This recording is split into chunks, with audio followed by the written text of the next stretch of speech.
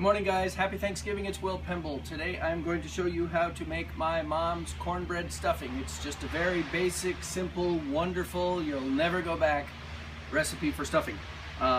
What you need is a bunch of celery, maybe 6 stalks of celery. You need a couple of pretty good sized onions. You'll need a stick of butter. Let's see, what else? Salt and pepper, poultry seasoning, about 2 cups of chicken stock, and a fair amount, like a double recipe of homemade cornbread. And those are the things that we're going to need to have in order to make this stuffing thing come true. So now let's start chopping. The first thing we're going to do is we're going to chop up the celery and the onions, and we're just going to throw them in the pan with butter. All right, I've already got a little bit of the chopping started, but we'll just keep going with that. And I'm also going to take, now here's the thing about stuffing, or at least where I come from, is you definitely want to use a little more of everything than you think you should. So I throw a whole stick of butter into this thing. These are 3 stalks of celery that I've already got. It's a pretty simple recipe.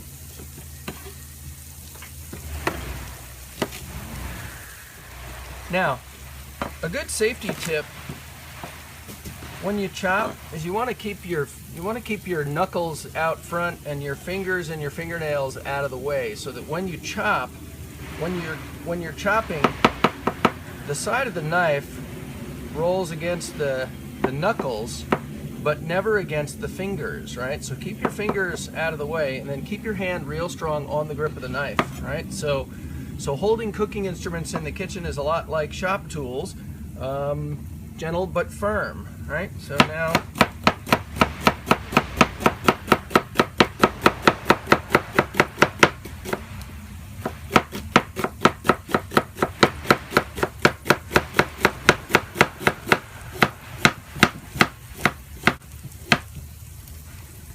I'm having fun because I didn't plan on making a video this morning for Thanksgiving. I just planned on making Thanksgiving, and somebody else, one of my neighbors, as you might hear, has planned on operating a bunch of giant tree removal and crushing machines.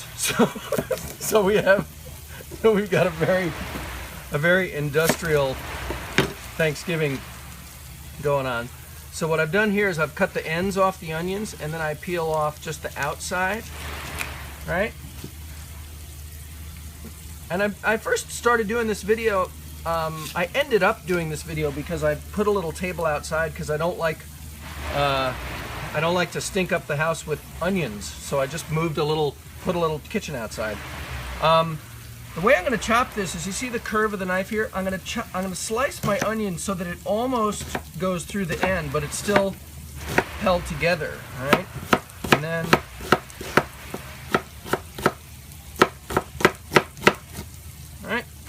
so I chop that up into nice little bits.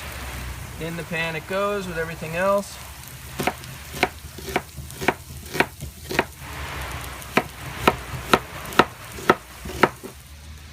And that's all we've got. We've got 6 pieces of celery and 2 big onions in the pan and 1 stick of butter. And we want to run that at medium for, I don't know, call it 5 or 10 minutes, not too long at all. If you had an electric skillet, you'd be at about 300 degrees, and with a regular stove, you'd be at medium heat. And we're going to run that for a couple of seconds, and then we're going to put some spices and go to the next step. Once that's going, and you're absolutely certain that the tree crushing machine is in full swing at 8:30 in the morning, you stir it up, and as you can see, there's just a whole lot of butter here. Now, you wouldn't, if you were just making a veggie thing or something, you probably wouldn't put anywhere near this much butter, but this is going to go inside the turkey, so part of the moisturizing of the turkey will come from all of this butter in the thing. Now, I actually, here's poultry seasoning, right? I actually measured this once when I did it. I don't measure it normally, but a friend was over, so I did kind of a reverse measurement thing. It's about 1/4 of an ounce of poultry seasoning that you put in there. All right, about 1/4 ounce of poultry seasoning.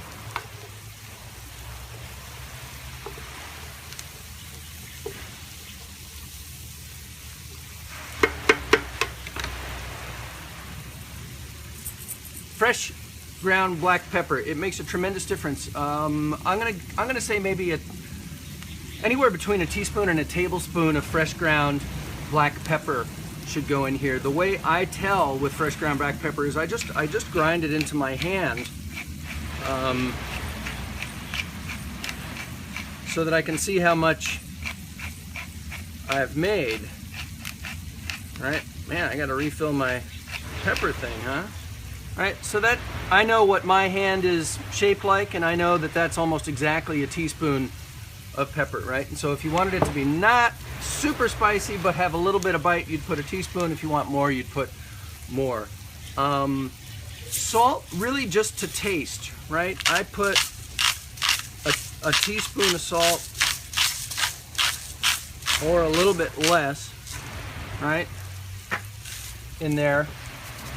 And then when all of that's done, we just want to cook it. We want to start to get, you see all of this steam coming off the pan.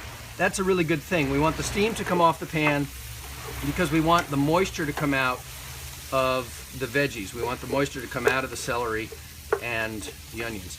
Oh, and another reason you don't need a whole lot of salt is celery is a crazy salty veggie. It's just like a whole lot of salt in celery itself. People who are on low sodium diets and things like that, they rarely eat celery because of how much salt it's got in it.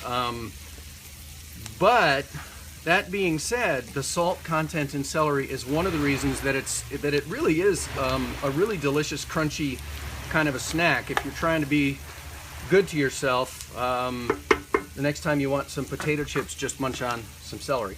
So the next piece of the puzzle for us is the cornbread. Now this is cornbread I made from, it's really basic. You know, I use 2 cups of cornmeal, 2 cups of flour, 2 tablespoons of baking soda, 1/4 cup of sugar, 2 eggs, 2/3 of a cup of vegetable oil, 2 cups of milk. All of that goes into this pan at 425 degrees for 25 minutes. It's that simple to make. Cornbread, and it's just like crazy delicious. So the way we're going to do this is I'm going to chop up and crumble up this cornbread, and that's going to be the other half of our cornbread stuffing. First, I'm going to get off my knife a little bit. It's all kind of going in the same place. The first thing I'm going to do is just cut out a piece of cornbread that we're going to eat with breakfast. But you could use the whole thing, you could use a little less. I just happen to need that piece for breakfast. And then what we do is, again, watching your fingers are well and truly out of the way of the knife. You just run the knife through and create yourself some big dice, big cubes of cornbread right there in the pan. It's a lot easier to crumple it if you give it a little start with the knife. And I also just kind of, as a geek, I like the cubey nature of it all. So there may be a really good reason for doing this, or maybe I just think it's fun. You can judge for yourself. But I'm sure actual chefs are watching this and cringing, or I'll bet you actual chefs aren't watching this. So all of this cornbread then goes into the giant bowl. And that's actually what we call it here, is the giant bowl.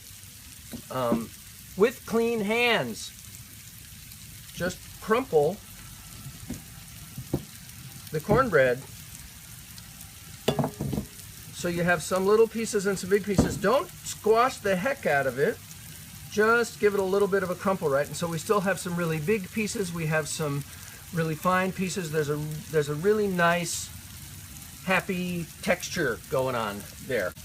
Then, carefully, this is probably a lot easier if you do it indoors in an actual kitchen. I'm doing it on my little makeshift kitchen area out here in the backyard because I'm like that.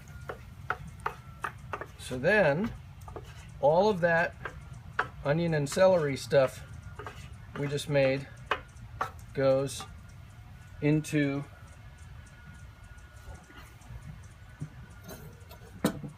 the mix, and we just very simply stir it up. You don't have to stir it up too much because it's going to get moved around a little bit as we put it into the bird a little bit later.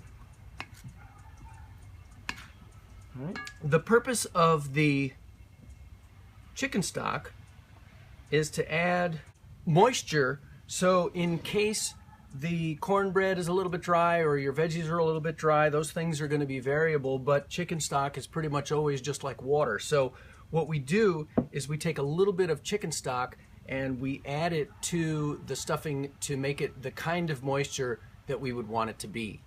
When you're doing stuffing, you want to be able to make it into kind of a ball. That's the consistency that you want. So I'm going to add a little bit. Not all of my, I started out with, I said 2 cups. I'm not going to need anywhere nearly that much, but I'm going to put just a little bit. For me, I'm not a trained chef, as I'm sure you've gathered by now, but for me, cooking a turkey is all about keeping the moisture content in the bird really, really high as you go through it, because the thing just wants to dry out. So I've developed all sorts of little tactics over the years to try to keep things to kind of try to keep it all nice and moist as it goes through the prep and cooking stage.